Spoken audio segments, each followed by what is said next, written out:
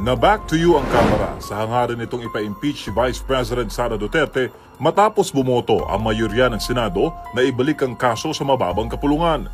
18 senador ang pumabor itong Martes sa mosyong nagsasaad na ang Kamara pa rin dapat ang maglinaw kung hindi ba nito nilabag ang tinakdang limitasyon sa ilalim ng saligang batas. Hindi ito basta simpleng procedural move dahil malinaw na isa itong insulto sa Kamara.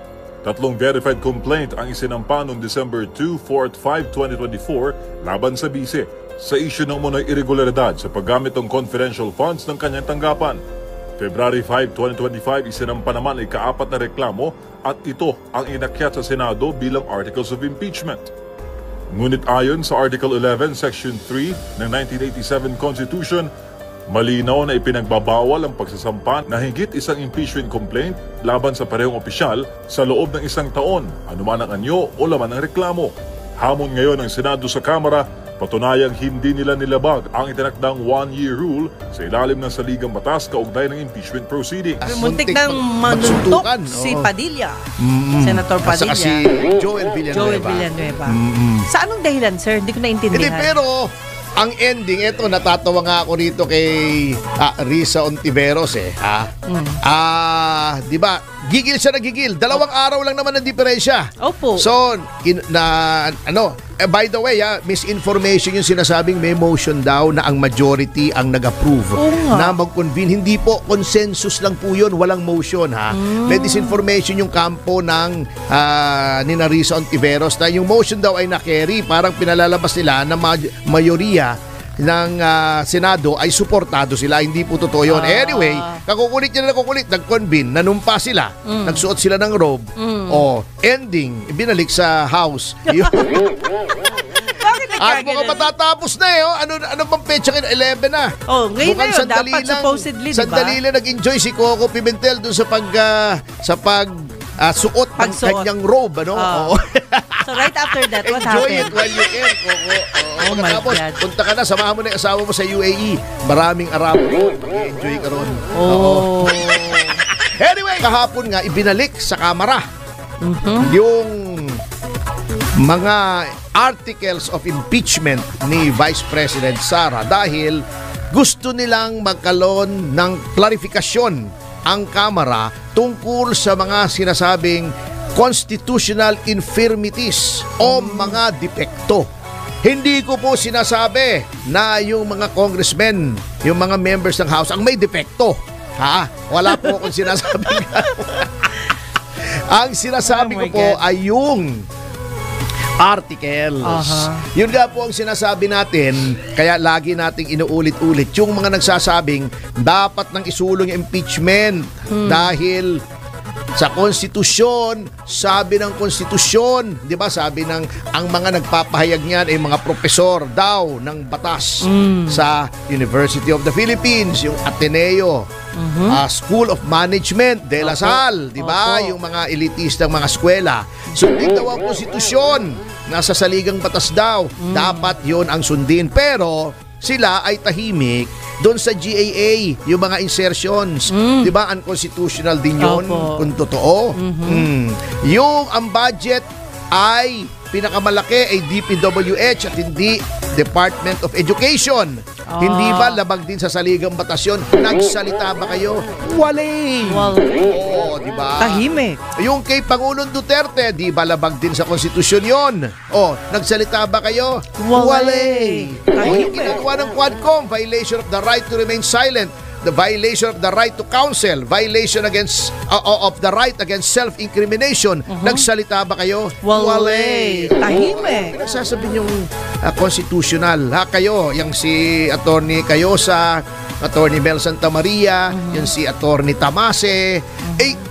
You are grocery cart constitutionalists. Para kayong nag-grocery, pinipili nyo lang yung gusto nyo. Yung ayaw nyo, iniiwanan nyo. Pag unconstitutional, lahat unconstitutional. Yung akap. Di ba? Constitutional ba yun? Ba't wala kayong marinig sa inyo? Yung sinabi na ni Congressman Chanco na nakatali yung pagpirma sa impeachment doon sa pag-release ng mga pondo ng congressman. Hindi ba kung totoo ay bribery yun? May sinabi ba kayo? Wala rin! Tahimik. Kayo naman alam nyo kung bakit? Kasi etong mga to ay mga dilawan. Obvious naman Anong plano niya na? Ito gusto kasi nila matuloy yung impeachment.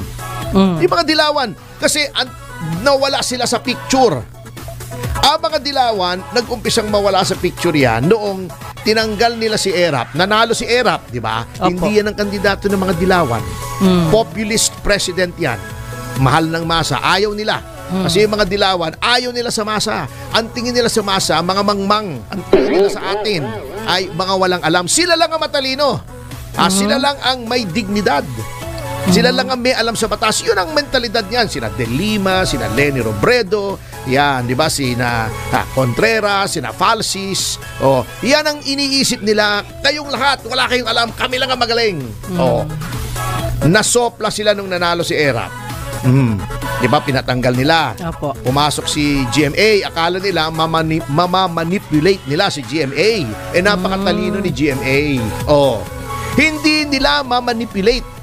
Hindi nila kayang gawing puppet si President Gloria Macapagal Arroyo kasi matalino, may sariling isip. Mas matalino sa kanila kasi hindi naman sila masyadong matalino. Akala nyo lang matalino Yan ang tinatawag ng mga pseudo-intellectuals. Okay. Hindi nila makontrol si GMA. Anong ginawa nila? Ilang kudeta ang kanilang pinagtangkahang gawin laban kay GMA. Tigasin si GMA. Hindi sila umubra. Nag-resign pa en masse. Yung mga gabinete niya, di ba? Yung Hayat 10. Di ba? Sino ba yun? Yung dating galing sa The Firm, sina Dinky Soliman. Di ba? Nag-resign. Ang dami. Then they called on her to resign. Yung Hayat 10. Hindi Hayat 10 yun. Hayop 10 yun Tawag yung iba. Wala rin nangyari. Hindi ninyo pinag-resign. Yung Hello Garci. Akala nyo, mapapatumba nyo na si GMA. Hindi nyo pa rin napag-resign. Marunong mag-sorry Oo. Yun ang tama. Yun ang tao. Pag mali, nagsosorry. Okay. Tinry nyo pa na sabihin kay Noli De Castro, kaming bahala sa iyo, ikaw magiging vice president. Sumama ka lang sa amin. Ayaw ni Noli. Loyal si Noli. Loyal si Noli De Castro. Saludo ako dyan. Kinausap pa nila sa Hong Kong. Huwag nilang sabihin hindi. First hand ang information ko. Ano nangyari sa inyo? Kamote. Then, after that, nanalo si Noy Noy. Namamayagpag na naman sila. Nasopla sila. Naging unang-una, nasira na naman sila kasi one of the worst presidents ever. Actually, the worst until dumating ang kasalukuyang administrasyon. Nangamote kayo, yung kandidato nyong dilawan, na karanggo nyo, na holier than thou, Pariseo, si Marojas, Olats, kay Duterte. Di nangamote naman kayo, di ba?